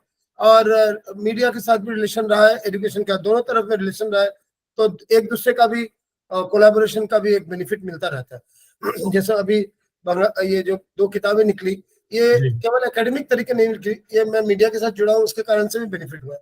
सो ये तो एक साइड है, लेकिन आपने कहा है कि आगे का सोच क्या है, तो 65 साल तक तो मुझे यही करना है। मतलब आज वॉशिंगटन यूनिवर्सिटी हुआ, मैं आशा करता हूँ 3 साल का कॉन्ट्रैक्ट है, 3 साल खत्म करूंगा और उसके बाद शायद भारतीय कोई विश्वविद्यालय में एक ऊंचे मुद्दे पे कुछ काम करूंगा, ऐसा इच्छा है। तो आदमी सोचता कुछ है, कुछ और हो जाता है, कोई नहीं जानता, लेकिन 65 साल तक काम करना है। और उसमें जो कुछ भी सेविंग्स हो जाए वो अपनी मोटा मोटी जिंदगी निकल जाएगी, गुजर जाएगी। और इधर मेरी बेटी बड़ी हो रही है, अपनी बर्लिन में MBA कर रही है, वो अपनी जिंदगी में आगे बढ़े।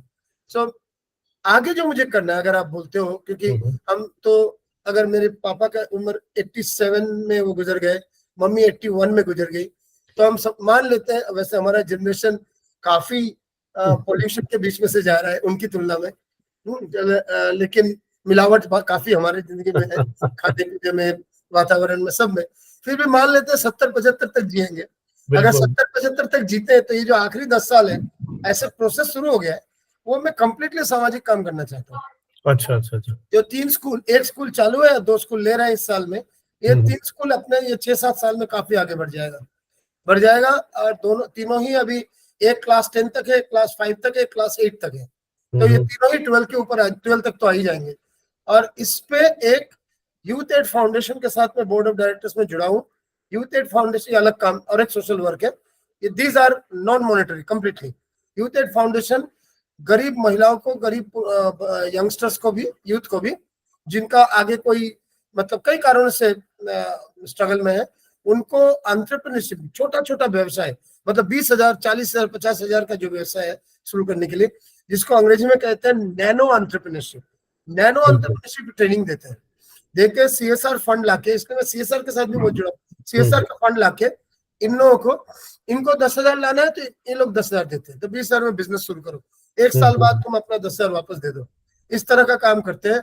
और बैंक से जुड़वा देते हैं, जो बैंक के लोन पे काम करे, मतलब ट्रेनिंग करके स्वावलंबी बनाना, स्वनिर्भर बनाना, और सरकारी शब्द यूज करूँ तो आत्मनिर्भर बनाना।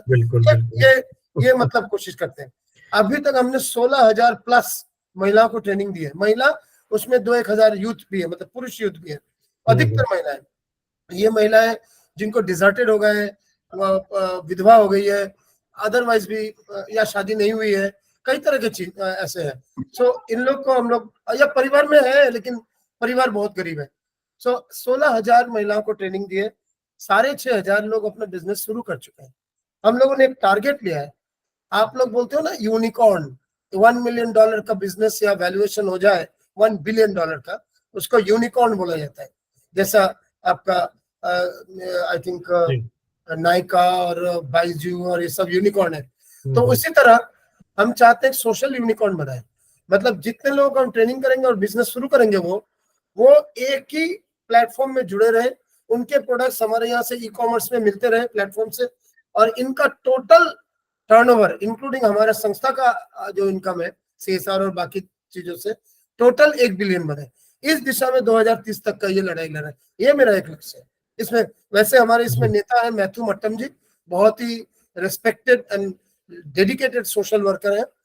Centre for youth development activities साइडा बनाए थे, और अभी यूथ एड फाउंडेशन खड़ा कर रहे हैं, तो उनके साथ में बोर्ड में हूँ। तो ये काम और ये 3 स्कूल जो चल रहा है, 1 स्कूल बहुत दिन से और 2 नए, यही सब करेंगे। इसमें बहुत मजा है। बस अपना खर्चे के लिए अभी थोड़ी दिन और नौकरी कर लेते हैं, सेविंग्स कर लेते हैं, अपना खर्चा निकलता जाएगा। नहीं उज्जवल जी, आपने बहुत बढ़िया एक संकल्प लिया है इस देश की वंचित और पीड़ित और व्यथित जनता के उद्धार के लिए। आप एक शब्द में उनको स्वावलंबी और आत्मनिर्भर बनाने के लिए जो ये आपके प्रयोग हैं, निश्चय ही फाइनेंशियली कोई हेल्प करे नहीं करे, लेकिन एक मानसिक सुकून कि हमने देश के लिए कुछ किया, निश्चित रूप से ये एक बहुत बड़ा आपका काम है। और आपने अभी से जो प्लानिंग की है, मैं कहूँ कि पोस्ट रिटायरमेंट एक तरह से 65 वर्ष तक आप करना चाहते हैं, उसके बाद पूरी तरह से समाज के लिए, बल्कि मैं तो कहूँगा अभी भी जिस तरह से आप 40 देशों की आपने यात्राएं की हैं, और आपने बताया किस तरह से जाति और धर्म की सीमाओं को तोड़ते हुए एक विश्व बंधुत्व और सद्भाव, विश्वास, प्रेम का जो एक मूल्यों का आपने प्रसार किया है देश के विभिन्न अकादमिक संस्थाओं में और वहाँ के आम लोगों के साथ मिलकर के, मुझे लगता है बहुत बड़ी उपलब्धि है। एक सवाल मेरे मन में और आया आपकी इस धारा प्रवाह हिंदी को सवाल के पहले मैं एक छोटी सी बात कर दूं। जी जी। हम किसी का उद्धार नहीं कर सकते, उद्धार करने वाले ऊपर वाले हैं। हम मदद कर सकते हैं, प्रयत्न कर सकते हैं। और हमने आर्थिक रूप से, जैसा मैंने बताया, किसी का 10,000 है तो हम 10,000 जुगाड़ करके देते हैं CSR और डोनेशन से। मेरे बच्चों का जो स्कूल चलता है वो मेरे बच्चे ही हैं, वो सारा आप जैसे देश भर में जितने मित्र हैं, मैं 2-3 लाख देता हूँ साल का, लेकिन सारे मित्र एक एक बच्चे के अगेंस्ट में 10,000 देता है। मतलब एक मित्र एक बच्चे का रिस्पॉन्सिबिलिटी लेते हैं। ऐसे 250 दोस्त, मैं उनको नमस्कार करता हूँ, नमन करता हूँ, उनके बिना ये चल नहीं सकता। तो 250 दोस्त 10-10 हजार दे रहे हैं, 25 लाख हो रहा है, ऊपर से मैं 2-3 लाख देता हूँ, और इसी 28, और इसके अलावा CSR का भी सपोर्ट भी 6-7 लाख मिल जाता है। अभी सुरेश सोमानी जी ने 7 लाख दिया उनकी संस्था के माध्यम से, रत्नावली इन्वेस्टमेंट, जिससे हमारा पूरा फर्नीचर बदल गया। और बैंक ऑफ इंडिया ने बच्चों को कपड़े पहना दिए, सारे वो यूनिफॉर्म दे दिए लाख रुपया देकर। तो ये सारे मदद के कारण ये चल रहा है। सो हम किसी के उद्धार करने लायक उस क्षमता ही नहीं है हमारी, तो हम बहुत छोटे हैं।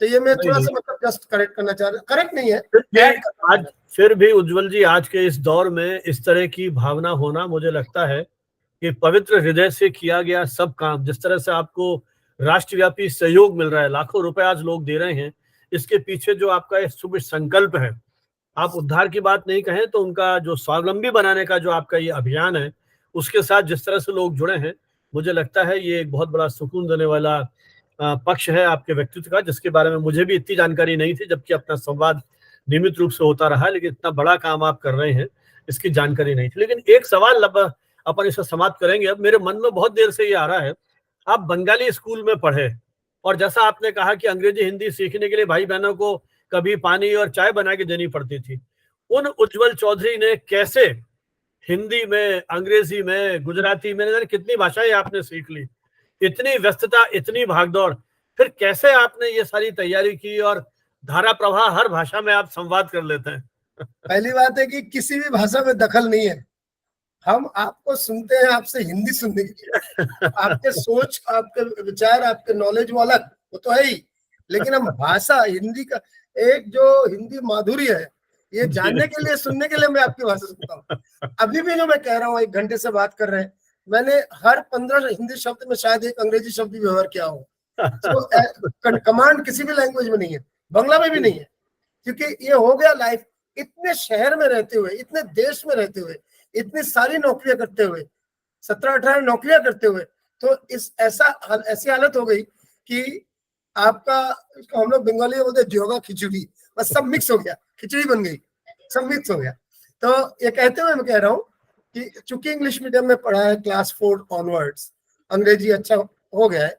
बंगाल बोर्ड में भी मैं 12th में सेकंड भी आया था, तो इंग्लिश का एक थोड़ा सा स्ट्रिक्टनेस रहा है फैमिली में और स्कूल्स में विशेष करके, तो वो इंग्लिश आ गया। हिंदी मेरी द्वितीय भाषा बचपन से ही थी, मतलब क्लास 4 तक तो मैं 3 में रिपीट गया, 3 से हिंदी सेकंड लैंग्वेज है। और मुझे बहुत अच्छे टीचर मिले थे, अब वो मोस्ट मैंने वो जिंदा नहीं है, लेकिन नमस्ते गुप्ता सर। तो गुप्ता सर ने बेत मार मार के, यहाँ एक दिन पैर में लाल काले दाग हो जाते थे, बेत मार मार के सिखाया। लेकिन आज भी मेरी, आप बातचीत से समझ सकते हो, मेरे लिंग में बहुत सारे प्रॉब्लम्स है, आज भी है। बंगाली वाला इम्पैक्ट तो रह गया हिंदी में भी, आज भी एक्सेंट भी पूरा बदला नहीं है। तो मैं जानता हूँ, मैं वाकिफ हूँ कि मेरी गलतियां हैं, लेकिन जो भी बनी है, इतना तक तो कह रहा हूँ, कम से कम कह पा रहा हूँ, हिंदी भाषी लोग समझ तो पाएंगे। तो ये जो हुआ, ये बहुत हद तक गुप्ता सर का फाउंडेशन, शिक्षकों की प्रेरणा से, स्कूल फाउंडेशन बहुत इंपॉर्टेंट होता है, ये एक पॉइंट है। गुजराती सारी રીતે મને આવડે છે, વધુ સારી નથી, लेकिन काम चलाव છે। I stayed in Gujarat for more than 10 years, so that taught me a lot of Gujarati. So मैंने काम चलाव दैनंदिन भाषा जो है, और अब शुद्ध गुजराती में भाषण भी देंगे, हमारे महामहिम प्रधानमंत्री जब भाषण गुजराती में देते, मैं समझता हूँ। तो क्या कहते हैं कि भाषण में भी समझ पाता हूँ, बोलने में, पढ़ने में भी पढ़ भी सकता हूँ, गुजराती अक्षर पढ़ भी सकता हूँ।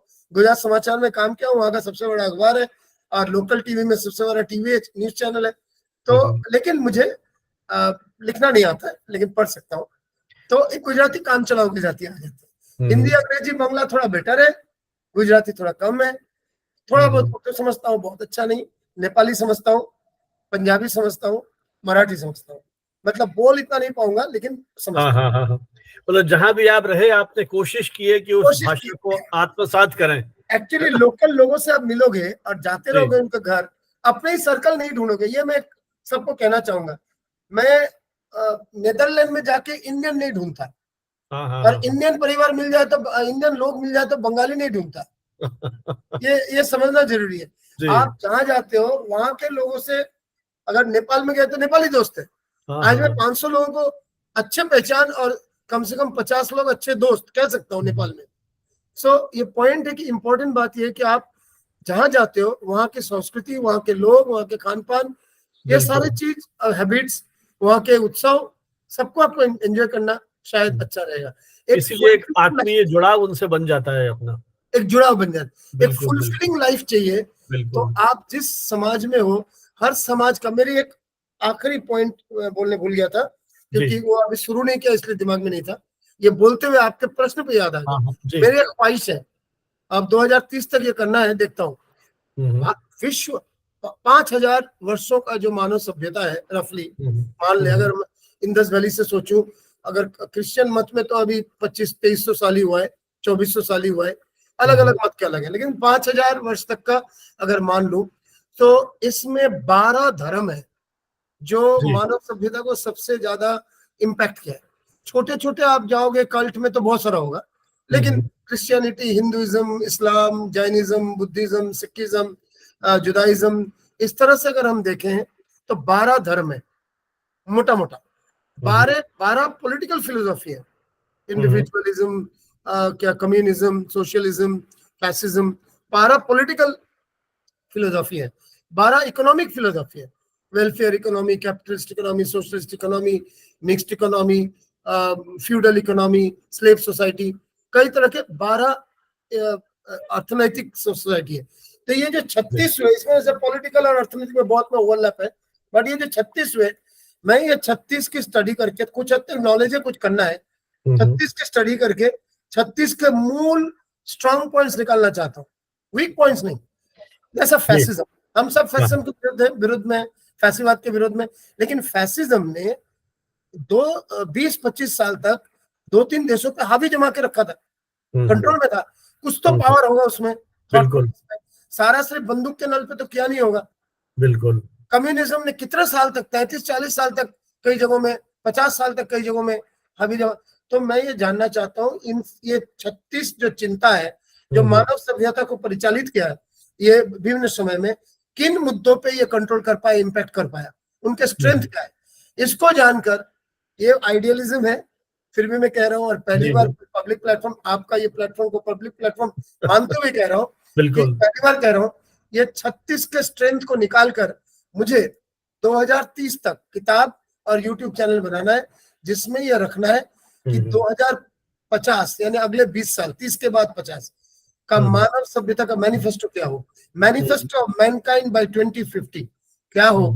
ये पुराने 5,000 के इतिहास से खंगोल के निकालकर ये मुझे करना है, ये मेरी एक दिली ख्वाहिश है, कोई इनकम के लिए नहीं, अपने एक मतलब as a human being, as a citizen of this world, मैं केवल भारत नहीं बोल रहा हूँ, as a citizen of this world, ये मुझे छोड़ के जाना है, ये मुझे बिल्कुल। नहीं उज्जवल जी, बहुत अच्छी आपकी अवधारणा है। मुझे लगता है कि आप धर्म, अध्यात्म, दर्शन शास्त्र और ये जो अलग अलग विधाएं हैं, इन सबको कहीं ना कहीं अपने पूरे जीवन काल में इस पर चिंतन मनन करते रहते हैं। इस तरह का पढ़ना लिखना आपका निरंतर किसी न किसी रूप से बना रहता है, इसीलिए शायद आप नए आइडियाज जो हैं वो उनकी कल्पना करते हैं, और न सिर्फ कल्पना, उनको क्रियान्वित करने के लिए भी प्रतिबद्ध रहते हैं। और मुझे लगता है कि आपका जीवन ही संदेश है। हमारी युवा पीढ़ी जो आपको इस समय सुन रही है विशेष रूप से, वो कहीं ये महसूस करेगी कि कोई एक व्यक्ति किस तरह से उन चुनौतियों के बीच माता पिता का वो जो बचपन में प्रेम डायरेक्टली जिनको नहीं मिला, उनकी गोद में खेलने का अवसर नहीं मिला हो, लेकिन उसके बावजूद उनके प्रति अपनी एक आस्था रखते हुए किस तरह से अपने उद्देश्यों को वो पूरा कर सकता है, और नित्य प्रति नए प्रयोगों को करने की चाह, और न सिर्फ चाह बल्कि उनको पूरा करने के लिए प्रयत्नशील होना और उसके लिए रास्ते तलाशना। मुझे लगता है यही शायद संदेश है कि आप उस कमिटमेंट के साथ, उस उत्साह, उमंग, जुनून के साथ अपने उन उद्देश्यों, लक्ष्यों को प्राप्त करने में सफल हो सकते हैं। तो हम यही शुभकामनाएं करते हैं कि जो कुछ सपने आपने देखे जीवन के लिए, समाज के लिए, देश के लिए, दुनिया के लिए, उनको आप इसी समर्पित और प्रतिबद्ध भाव से पूरा करते रहें। आपके नेतृत्व में देश में ये मीडिया शिक्षण और जो शोध आप कर रहे हैं, जैसा आपने कहा कि उस ग्रासरूट लेवल पर आप काम कर रहे हैं, उसको और अधिक प्रेरणा मिले। इन्हीं शब्दों के साथ मैं इस मंच से आपको शुभकामनाएं देते हुए आभार प्रकट करता हूं, इस उम्मीद के साथ कि जो हमारे दर्शक इस चैनल को देख रहे हैं वो इस हमारे जो ये एक हमने ज्ञान विज्ञान का जो एक अभियान छेड़ा है, शैक्षिक अभियान छेड़ा है, इसको आगे बढ़ाने के लिए हमारे चैनल को सब्सक्राइब करेंगे, लाइक करेंगे, साझा करेंगे और अपनी टिप्पणियों से हमारा मार्गदर्शन करेंगे। बहुत बहुत धन्यवाद। जय हिंद, जय भारत। नमस्कार, बहुत धन्यवाद आपको भी। नमस्कार सर, नमस्कार।